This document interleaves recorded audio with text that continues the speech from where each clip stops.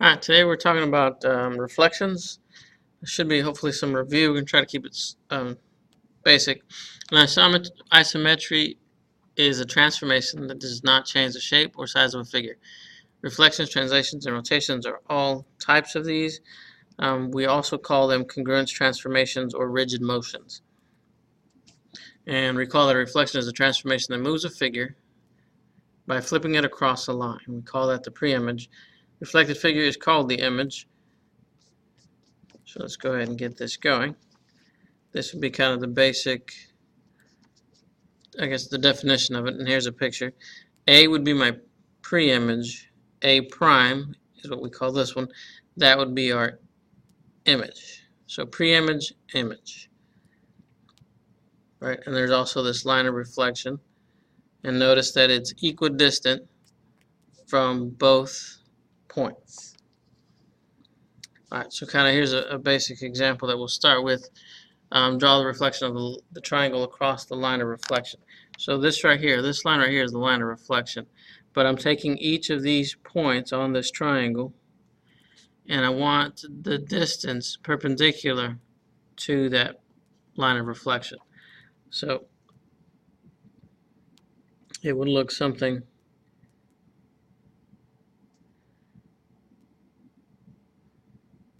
like this.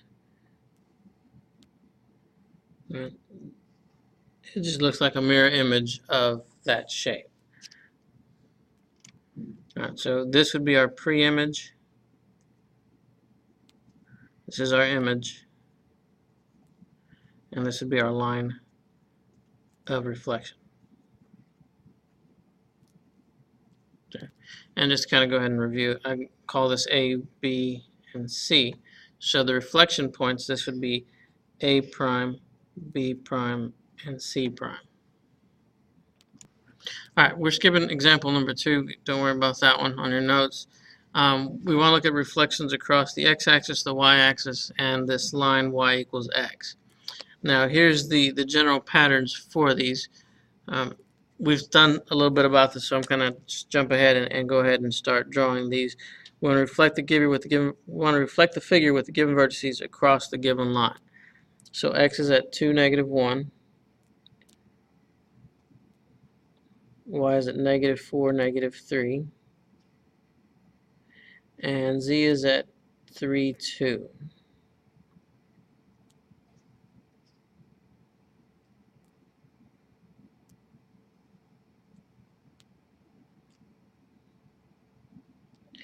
Alright, now it says we want to reflect this across the x-axis. Notice the x is up here.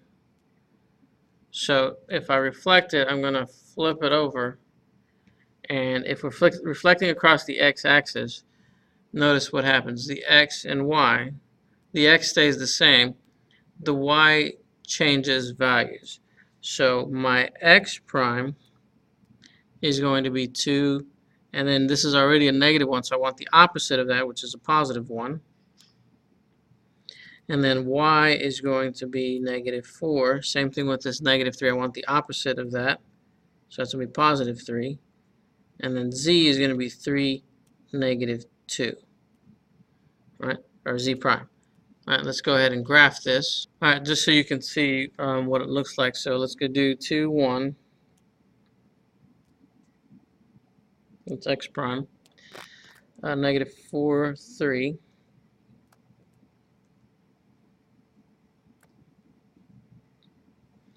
All right, and then z prime is going to be at 3, -2.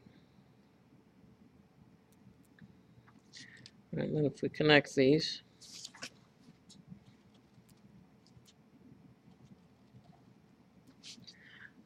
that's what we have. Notice that if you look at the distance from x, x is this point x. It's 1 unit away from the x-axis. X prime is 1 unit away from the x-axis. Z is 2 units away. Z prime is 2 units away. Same thing with y and y prime. They're going to be the same distance away from the line of reflection. Alright, let's do this example 4. I'm going to go ahead and the line of reflection this time is going to be this y equals x. So I'm going to go ahead and draw that on here for you. We're going to draw that first, I should say. You'll need to draw it on your paper. That's the y equals x line. All right, and then we will need to reflect these points, r, s, and t, over that line. So looking back at the pattern, the formula that we gave you, with r prime, we flipped the y and the x values. So this is going to be 2, negative 2. S prime is going to be 0, 5. T prime is going to be negative 1, 3. Okay, so I just, instead of having x comma y, we're having y comma x. Okay, so just we'll go ahead and graph both of these so you can see the image and pre-image. So for r, that's negative 2, 2.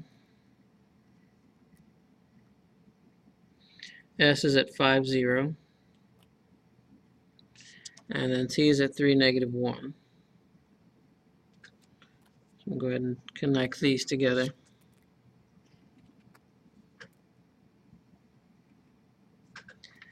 All right.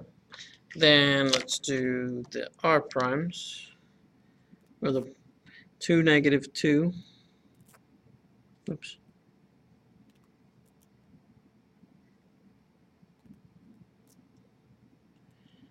Zero, 5. S prime is at 0, 5, and then T prime is going to be at negative 1, 3. All right.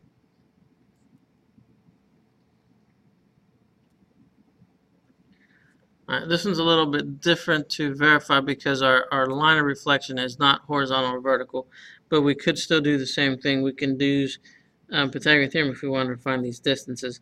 This would be 2 units down, and actually not 2 units, it would be about 1.5. We could use Pythagorean theorem though if we wanted to see where those distances are and verify that it is the same distance from R to R prime.